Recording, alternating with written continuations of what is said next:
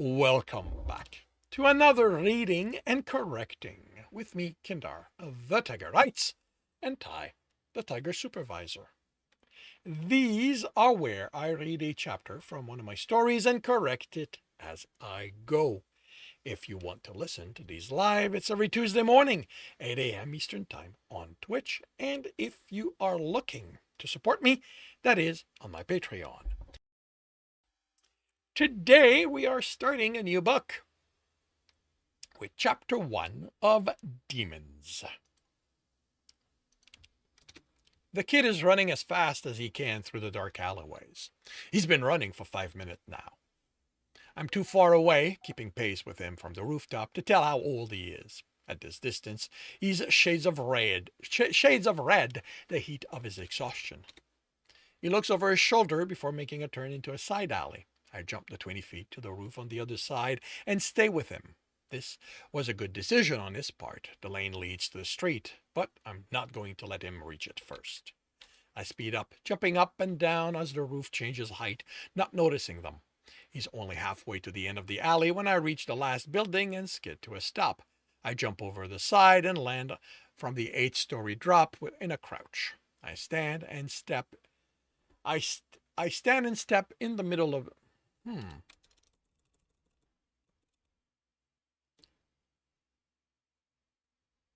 you want to into, I'm guessing. I stand and step into the middle of the alley's mouth. The kid is a small red form, getting larger. I pull out my revolvers, their weight comfortable in my gloved hands. He hasn't seen me yet. He can't see me. My gray trench coat blends in with the dark street. None of the street lights are working, and the 2 moons don't provide enough light to compensate. I raise my hands, pointing my guns down the alley. I hear a car's tire squeal as it makes a turn. Headlights sweep over my back, and I cast a giant shadow before me. The kid gasps, but he doesn't stop or even slow down. That's odd. Normally, they throw themselves to the ground. Maybe he hasn't noticed my guns. Maybe then this is what I'm going. Okay, then this is what I'm going to work with. The car has driven past us. It's dark again, but the kid still barrels toward me. I wait for a few heartbeat. Kid, I say, my voice even, prepare myself to fire. Duck. Of course, he doesn't duck. That's fine. I fire over his head. A scream erupts in the alley's darkness, louder than my gun as I empty them. The kid runs by me, and by the muzzle flash, I can tell he's around 16, freckled face, and smells like he has lost control of his bodily functions. An understandable reaction when being hunted by a demon. The creature jumps at me out of the darkness with a roar that shatters windows. I move, but not fast enough. The force of the impact sends me flying back. I land hard and roll to my feet. A revolver flies out of my hand and skids over the sidewalk, quickly being enveloped by darkness. I holster the other one and pull a sword handle off my belt. I shake it, and with a series of snicks, the blade unfolds until it's 3 foot long. I do love technology. I'm told the design is based on a katana, but it's made of an irradiated carbon steel alloy. The radiation level is safe to use around human, I'm told, but it hurts demons, about the only way to really hurt them. The demon glares at me from the other side of the alley's mouth. Its eyes glowing red. It's tall, at least 7 feet in height, but I can't make out details in the dark.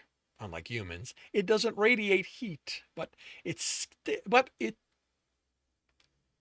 sticks to my coat. I will have to destroy it. It will have to be destroyed after this. It roars again, a challenge, and more windows chatter. Light comes on in apartments. So in apartments, silhouette appears and peer out. They stay inside.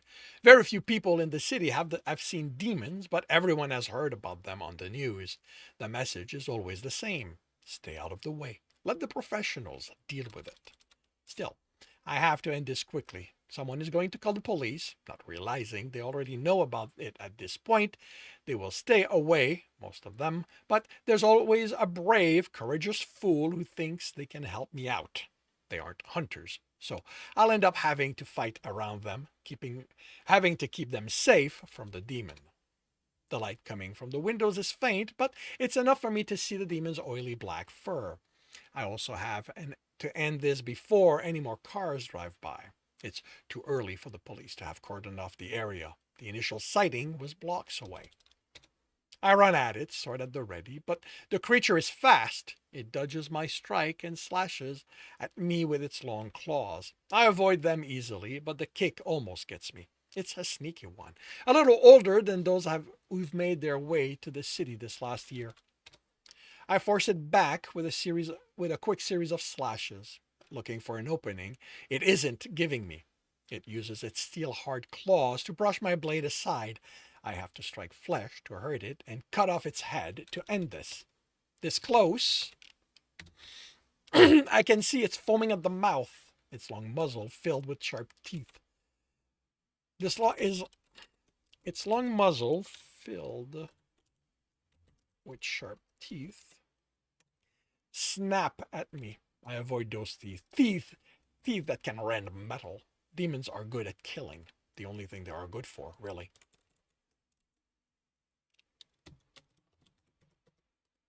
They are the only thing they are good for, really.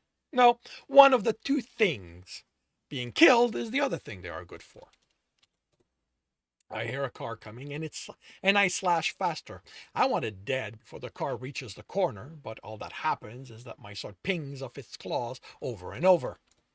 The headlight becomes visible, and a moment later the car turns the corner.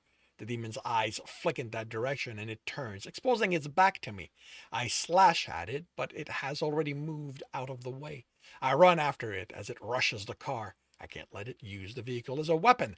That would kill the occupant. The car's brake the car's brakes scream, and the demon comes to an abrupt stop. I can't react in time. It backhands me and I'm airborne. The building ends my flight and I drop to the ground amidst a shower of broken bricks. My head ringing from the impact. It's the sneakiest demon I've fought to date. I shake my head, and it clears in time for me to roll out of the way of the foot that cracks the cement where I had been. I am up, but my sword is behind the demon. My only other tool isn't useful in a fight. It isn't irradiated. Nothing to be done about it. It's going to be hand to hand until I can reach my sword. I rush the demon. It's smart enough not to expect me to fight it unharmed, and it hesitates. I'm inside its reach and punch it in the stomach as hard as I can. Pulling punches with those is asking for death. It backs up with a grunt. It probably doesn't realize I'm not a regular human. I'm a hunter, and we're a lot stronger. I hit it with a double fist in the chest, and it takes another step back, stepping over my sword. I hit it again, forcing it away for some more, and bend down to pick it up. It comes at me, but this time I'm the faster one.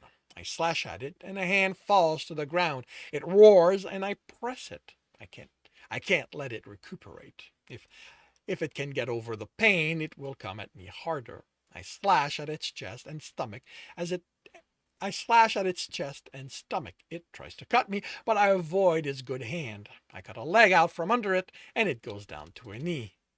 The rage leaves those glowing eyes, replaced with fear. It raises its arm to stop the blow, but I cut through it as easily as I sliced a slice through its neck. The body falls to the ground, and the head rolls away for a moment before coming to a stop. Those eyes look at me as the glow fade, and I feel a deep-rooted satisfaction. I collapse my sword back to the handle and hook it to my belt. From the small of my back, I take out the hatchet and kneel next to the head.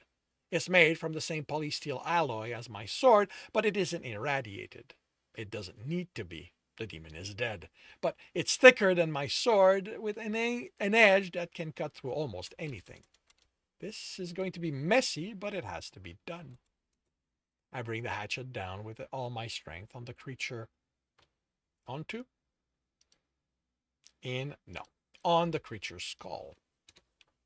It takes me 3 blows before it breaks. I pull the opening apart and reach into the goo, searching my fingers until I feel something hard. I pull it out and shake the mush off my glove. I'm holding a black stone. Even if it's Even if it were daytime, it wouldn't reflect any of the light. It's utter darkness. The demon's soul stone. It needs to go into a containment unit before it can come back to life. I wrap it in a tissue before pocketing it. My gloves are ruined, so I take them off and throw them on the body. Someone is going to be over to dispose of that. Cell phones are snapping pictures, and I stand there for a moment. Jason says it's good for them to see I can protect them, so I need to give them the time to appreciate it. I give them a minute, then take up my phone and call headquarters. Derick, glad to hear from you. How was the hunt? It's a man's voice, so it's Gregory. He and Cynthia are the only one who work who work nights. The demon is dead. I have its soul stone. Glad to hear it. I'm dispatching a cleanup crew. What's the collateral damage? Minimal. Broken windows, as usual. Damage to a brick wall. A scared civilian, but he's driven off. I tried to remember him leaving, but I was too focused on the fight. It's nice of them when they keep the damage low. It helps when I make myself the target. I'm sure it does. Your pickup is a few blocks away, so they should be there shortly. And don't worry about the civilian. If he drove off, he's fine. Okay. I disconnect, trusting his knowledge about humans. I spend the time until the black van arrives looking for my gun, but I don't find it. Did it bounce further than I thought? I hadn't heard anyone other than the demon in the car, so it couldn't be that someone picked it up. Still, it's no longer my problem. I walk to the van, its side door open. I'm about to step in and stop. Someone is looking at me.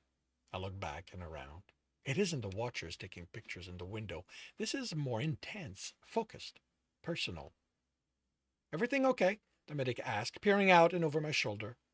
I see nothing out of the ordinary, so I shrug and enter the van. He closes the door behind me and takes a seat as I remove my trench coat. I drop it in the hamper for it. No one wants the goo that is the demon's blood on the inside of the van. I sit in my chair, a bulky model bolted to the back with sensors for the doctor's report. The medic signals for me to take off my shirt, and I comply. I don't know this one. Headquarters has a lot of scientists, many of them doctors, and any of them could be assigned to my pickup van.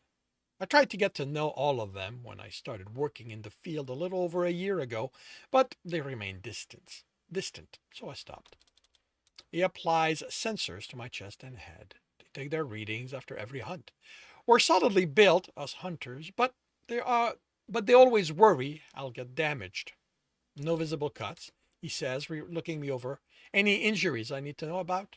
Just a few bruises. They'll be gone before you can do anything about them. Anything else needs to be reported? I lost a revolver. Broken? The woman in the passenger seat asks. She wears combat armor and has a high-power machine gun on her lap. She's there in case I need trained backup. Not that I've needed it at this point. I've yet to encounter a demon that's a match for me. Dropped in the fight. I looked for it, but I didn't find it by the time you arrived. I'll let the cleanup crew know to look for it, she says, tapping on the computer attached to her wrist. The armory will assign you a new one. I don't see what the big deal is, the driver says. I can't see much of him, but his voice is deep and his shoulders broad. It isn't like civilians can use it. It's keyed to his bioprint. It'll end up in someone's collection, a hunter's gun used in an actual fight. Civilians have no business getting their hands on them, she replies, the tone harsh. The driver looks at her for a moment. Chill. Like him, I don't see the problem.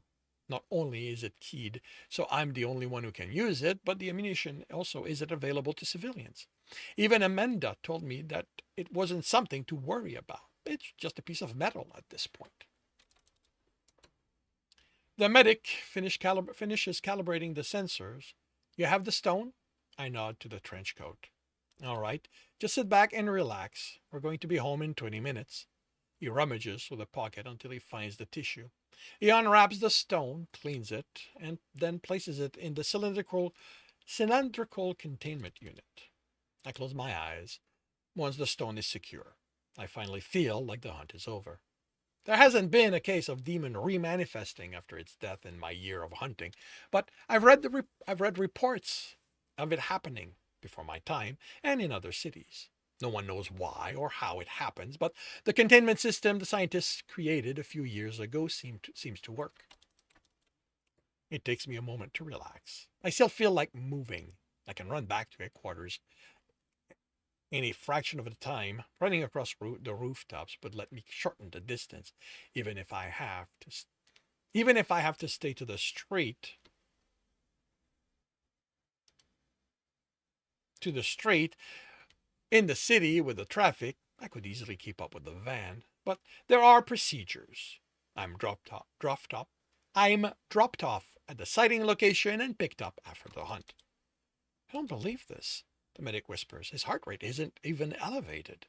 He moved to the front and probably doesn't realize I can hear him. If I'd fought that thing, I'd be sweating and my heart would be racing. No, it wouldn't. The woman says, her tone flat. You'd be dead.